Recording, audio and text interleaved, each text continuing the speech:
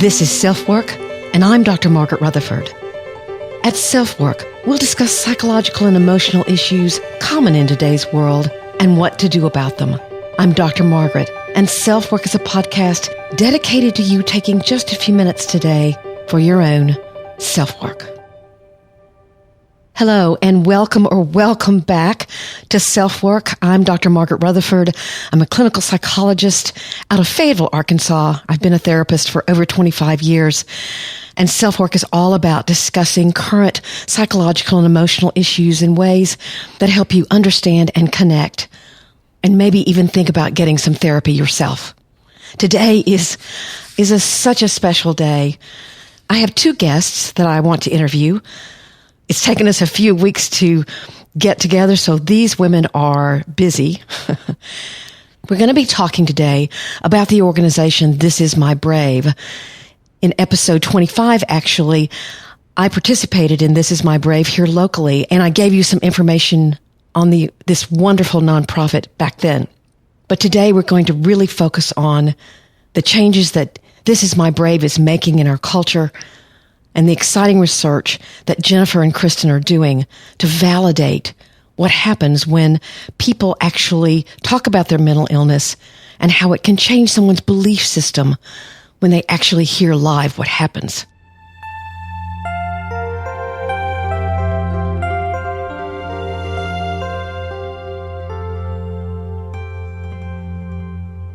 So let me introduce them just a moment. Jennifer Marshall, she's the co-founder and executive director of This Is My Brave, and I'll let her tell the story of how she came to create it. Actually, she and Anne-Marie Ames, who is the other co-founder. She has a personal blog, which is now jennifermarshall.me, which has been named the Healthline Bipolar Blog of the Year for 4 years in a row because Jennifer's also very open about having bipolar disorder.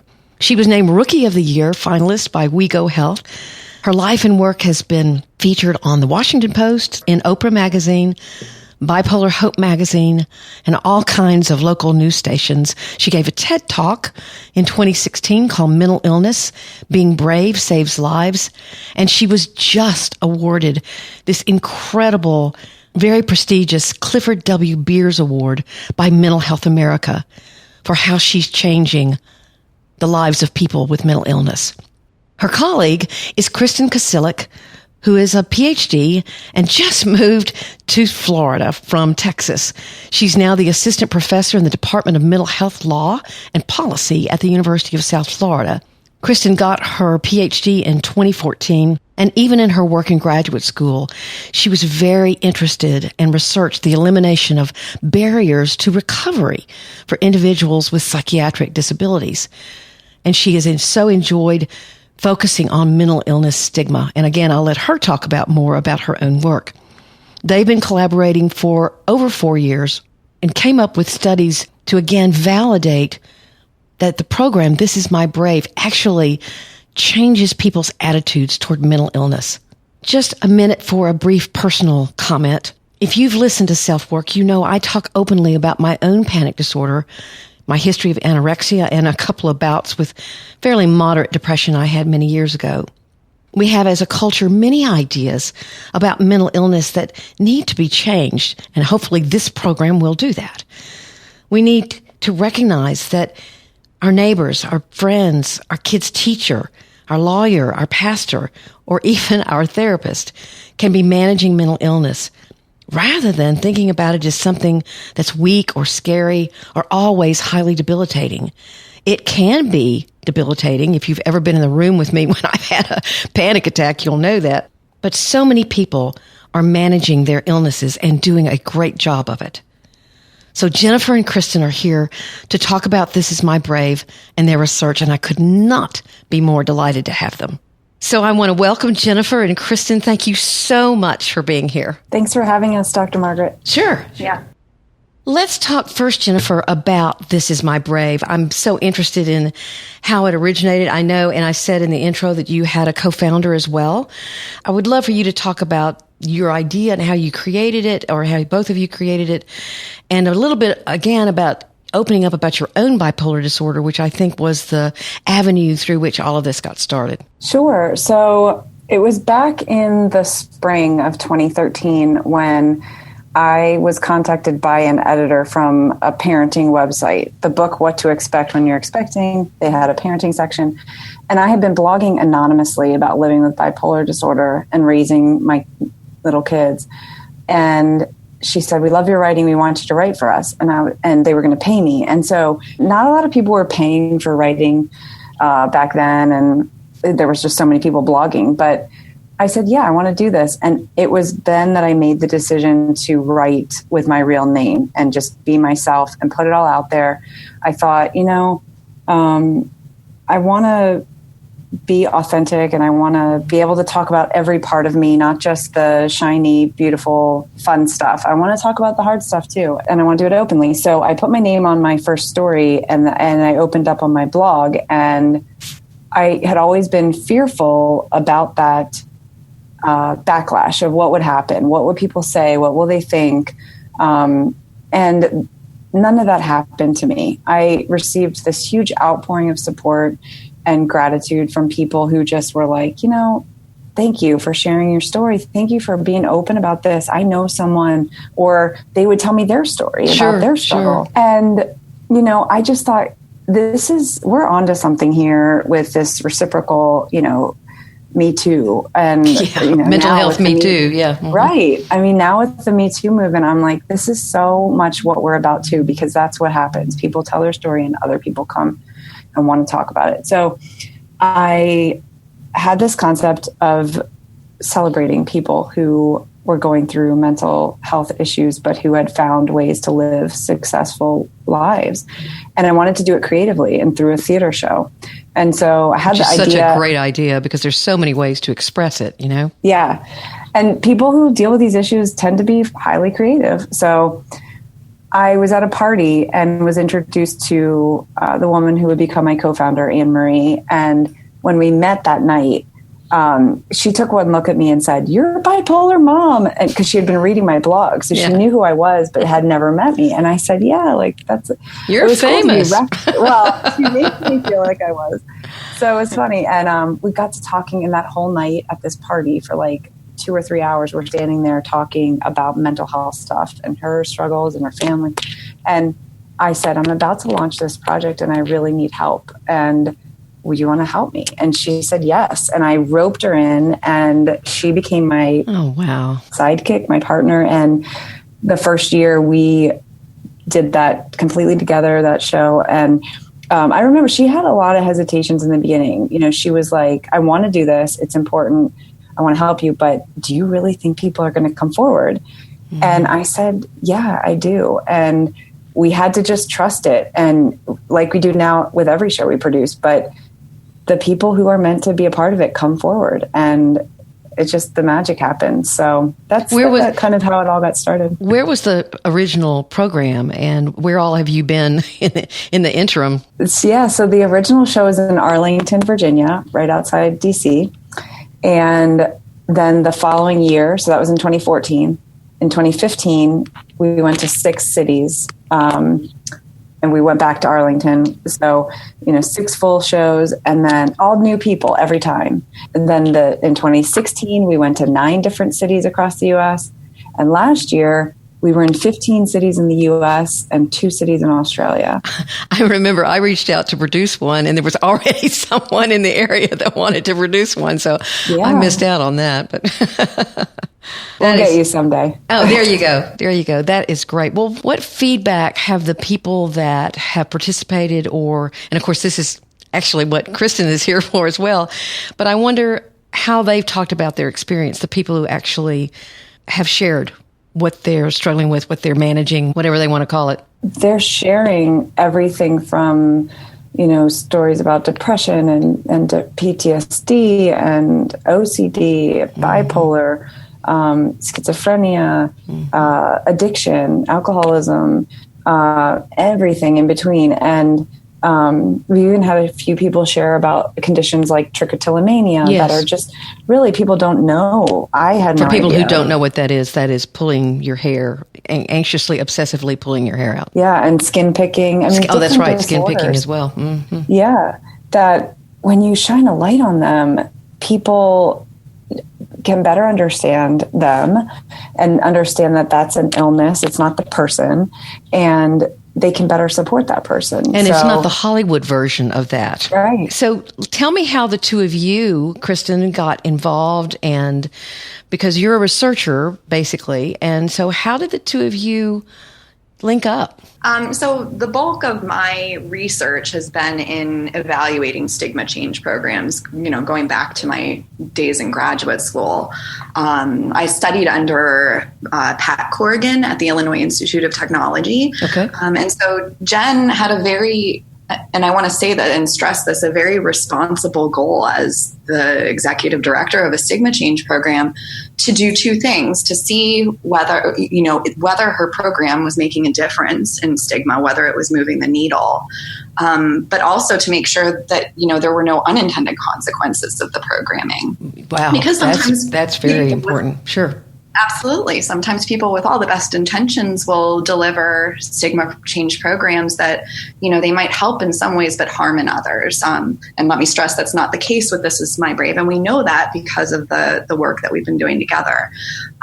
So Jen reached out to Pat Corrigan, who said, you know what, I have a former graduate student who would be an excellent person for you to talk with about this. Cool. And so that was the beginning of our relationship. So from there, Jen and I had an initial meeting where I wasn't familiar with This Is My Brave at the time. And I feel really fortunate to have become intimately familiar with the program, certainly not to the level that Jen is. But, I really I admired what she was doing, both as a person who's open about her own lived experiences. I think first and foremost, that's what I admire about Jen, but also that she has taken her experiences and channeled them into this programming. So, I just asked her, I said, well, what is it that you want to know about This Is My Brave?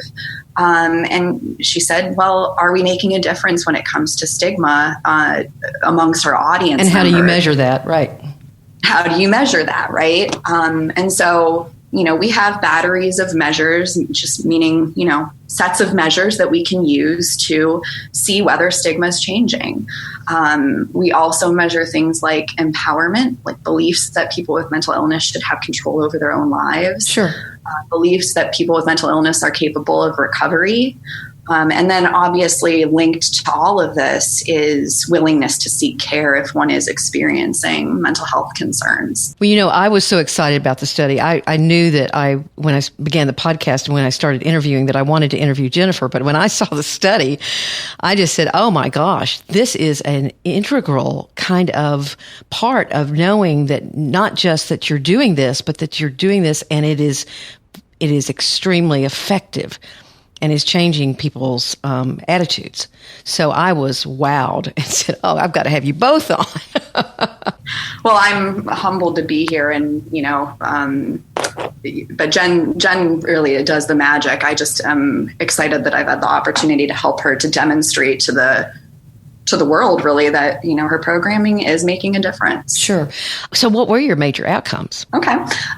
So the first speaking about that you read was what we call a pilot study, meaning, the gold standard for research is what we call a randomized controlled trial. Jargon aside, all that means is it's a very rigorous research design, so we can more strongly make claims about what difference the program is making. Sure. We were not able to do that in this case because these are audiences. These are people coming to see these performances, right? And in randomized research, you send some people to watch the performance and others don't get to have that experience, right? The poor freshmen in college have to do this all the time. Yes, they do. You're right. They have to participate in randomized studies.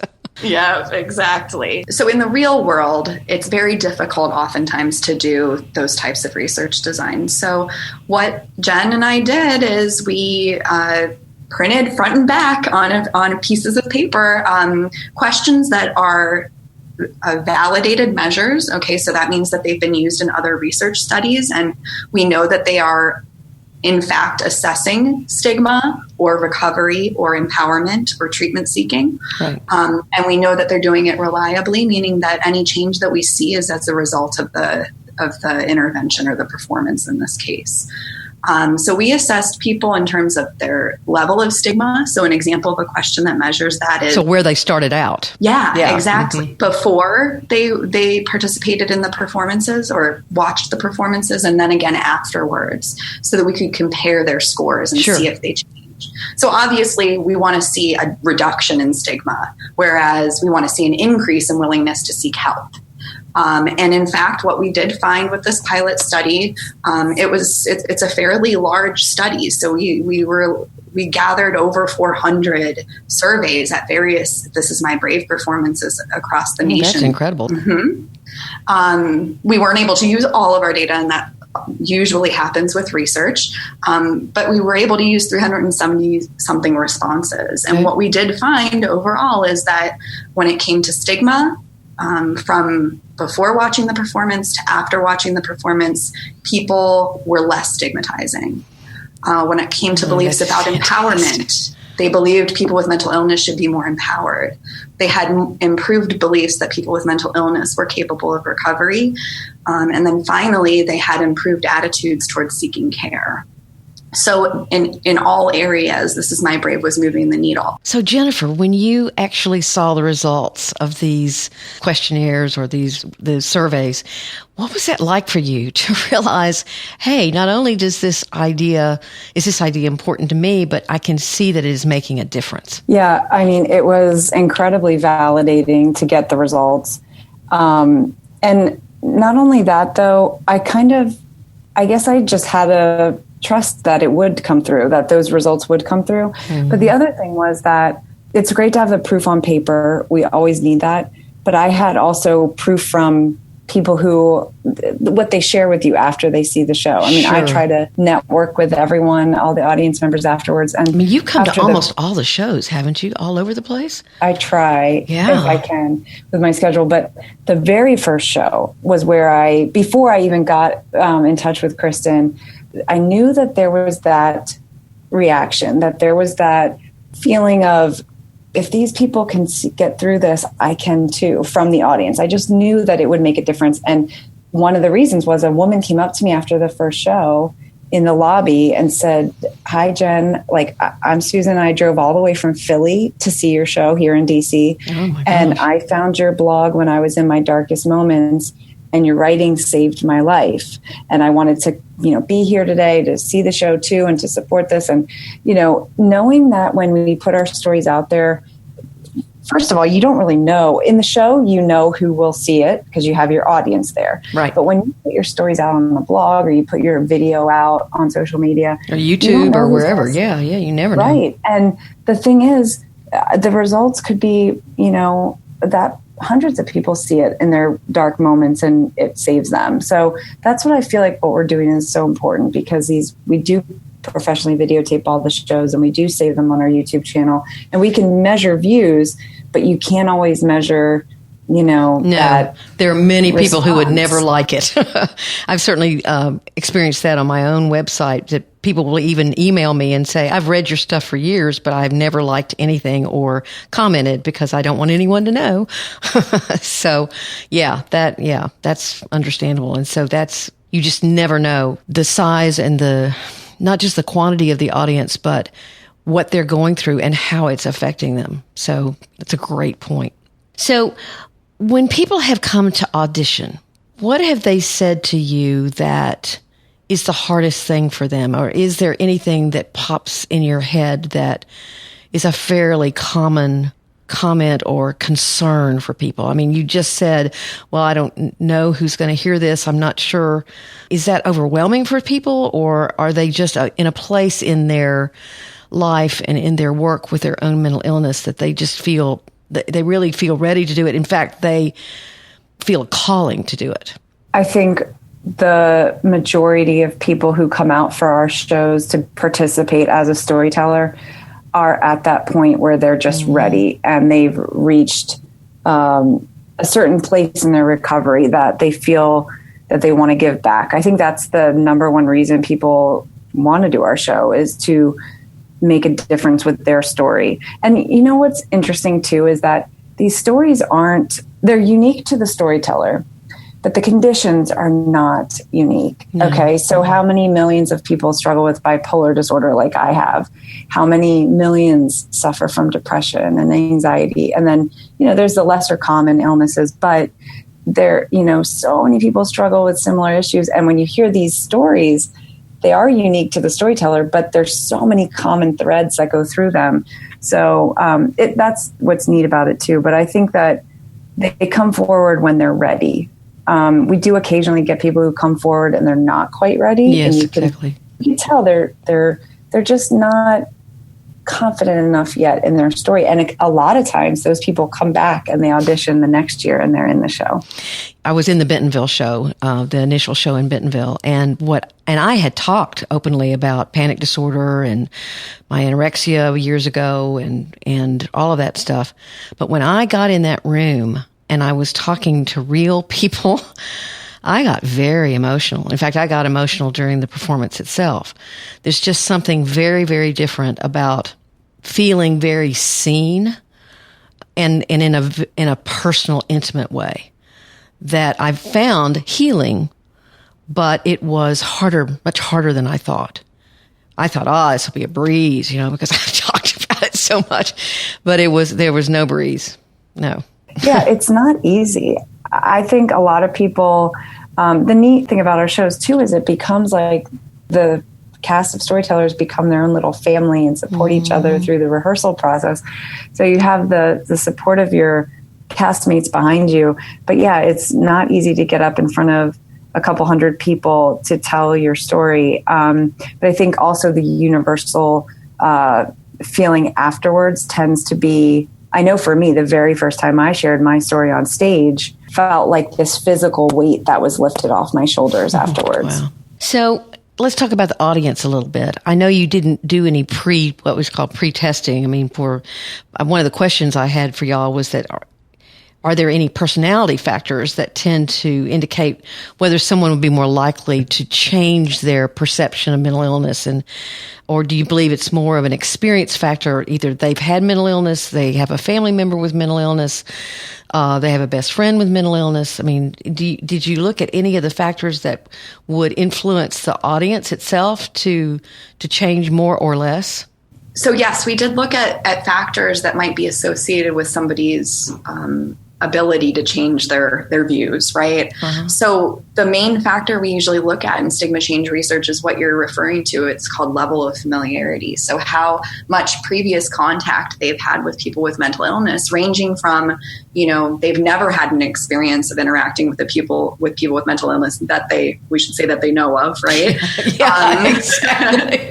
and then on the other end of the continuum being, I am a person with a serious mental illness or with a mental illness, right? Mm-hmm. And so what we find is that increases in level of familiarity are associated with more stigma change. Yeah, that makes sense. And that's in line with the idea that contact between people with and without mental illnesses is one of the most powerful ways to address stigma. And that's in line with other research for other individual groups that are discriminated against, like people of color, right? So the more contact you have with people who are different from you, the more willing you are to be accepting of those groups. So how do you see that people have actually tried to confront stigma, and maybe there are approaches that work and maybe there are approaches that do not work? Mm-hmm. So there's for the most part, three main approaches people take to addressing stigma. One of them is protest. So, for example, if you see a stigmatizing representation of mental illness in a movie, right, mm-hmm. you may go and boycott that movie. Another is education. So that's typically with mental illness stigma, that's contrasting myths with facts. The myth is that people with mental illness are incapable of recovering, right? But the fact is that people with mental illness lead meaningful lives and live well in recovery most of the time. And so presenting people with those myths and facts is education. And then the third, which this is my brave, it would be is a contact-based approach to stigma. So that's facilitating interactions between the general public or an This Is My Brave audience, right? And people who are quote unquote out with their mental illness. And through contact, people come to realize that people with mental illness are just like every other person. Sure. Right? Sure. What the research says is that protest isn't really effective for stigma change. Well, that's interesting. Fact, it does. Yeah, in fact, it does the opposite in a lot of cases. A good example is think about a white bear. Don't think about a white bear. Rather, what's all you can think about? A white bear. The same thing happens when you tell people not to think stigmatizing thoughts about others, right? Then all you can think about is those stereotypes. Education is effective, but research has demonstrated that contact, at least with the adult population, is the most effective form of stigma change. Well, that's what this program's all about, right? Absolutely. Yeah, that makes just a lot of common sense, and I love the white bear comment. So I'll be thinking about white bears all day long. So lastly, what can people do if they don't have a This Is My Brave in their area, or they don't know if they do or not, or if they'd like to get involved themselves as participants, if they'd like to give money, if they'd like to just learn more, how can they do that? Great question, Dr. Margaret. So we have a form on our website on getting involved, and you can fill out the volunteer form and we'll contact you with ideas on how to get involved. There are plenty of ways. You can submit a guest blog post, which we consider for publication on our blog. We also accept applications for people who want to produce a show for their area. And it doesn't take theater experience. You just have to have a willingness to organize a fairly large community event, because our shows do tend to draw, 200 to 400 people per show. So it's, organizing the storytelling, call for stories, picking the cast, holding rehearsals, holding the show. And we provide all the support along the way. So if you're interested in that, there's an application on our website for that as well. And then really viewing our social media posts and our shares that we do there. We tend to, share a lot of great information. And our YouTube channel, you can always view a past show if you haven't, been to one yet, or if you can't get to one, if there's not one close to you. All the past performances are on our channel, and you can share those and view them right from your smart TV if you have one of those at home, or smartphone. And you started this with a Kickstarter campaign, but that's over, right? Because now you're a nonprofit. I guess you can't do that or something like that. Yeah. Yeah, we were a Kickstarter the first 6 months or so before we were able to convert to become a nonprofit. So yeah, the idea was launched as a concept, and then once it was formed and we had the funding, we were able to convert and become a nonprofit, and we've been since 2014. Oh, great. So people can give and then take it off their taxes. It's something that they can do because you do have 501(c)(3) status. So I think that's important. And it's such a worthy cause, and it's going in great directions. You announced today something that is real exciting that's going to happen in the Washington, D.C. area. I just happened to be on Facebook and saw it. Can you talk about that a little bit? We've been asked so many times to bring our program to high schools and to bring it to colleges.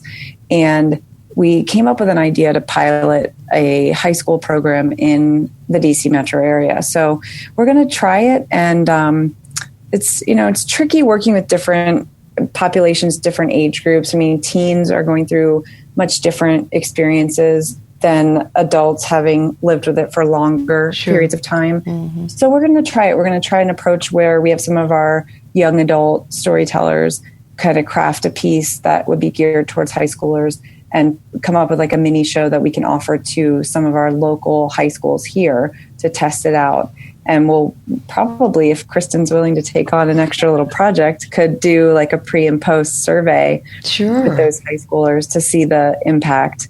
So we'll see what happens. Well, I'm done some podcasts here about how suicide is increasing, and it's increasing for a large percentage of teenagers. So, wow, it's really important to try to reach them. And any of you who may be listening and are interested, please go to thisismybravest.org, right?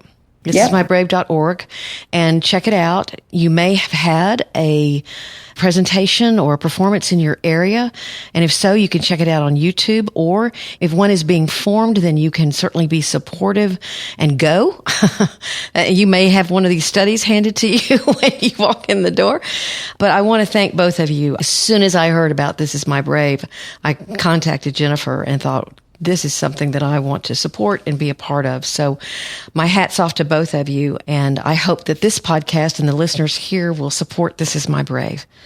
Thank you, Jennifer. Thank you, Kristen. Thank you so much, Dr. Margaret.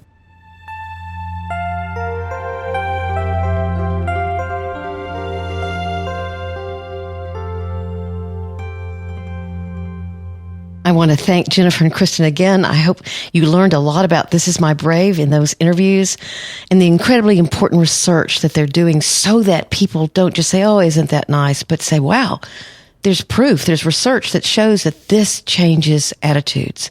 I was so delighted to be a part of it myself last year. And again, you can check out episode 25 if you want to read my piece. So thank you for being here today. There's lots of ways to reach out to me. Please email me at askdrmargaret@drmargaretrutherford.com. I will answer your email. I'd love to hear your comments, your questions, because I want to get to know you. I want to know who's listening to SelfWork. So that again is askdrmargaret@drmargaretrutherford.com. Thank you for those of you who have left ratings and reviews. It's how SelfWork gets more attention on iTunes or Stitcher or Podbean. For those of you who've left comments on Podbean, for some reason, I can't find a way to reply to you, but I want to thank you for that because I've noticed them and I really appreciate you letting me know what you think. My website is drmargaretrutherford.com and I write a blog post weekly and of course have a weekly podcast as well. And if you want to, you can subscribe and you'll get both of those in a weekly newsletter as well as my free ebook, 7 Commandments of Good Therapy. So please leave ratings and especially reviews. Those are really helpful to read and take about 2 seconds, and you can be anonymous. You can subscribe as well to SelfWork. And of course, that really warms my heart because I realize people are waiting to hear the next episode of SelfWork. And that makes it all worth it. So thank you again. Thanks again to Jennifer and to Kristen. Take very good care. I'm Dr. Margaret. And this has been SelfWork.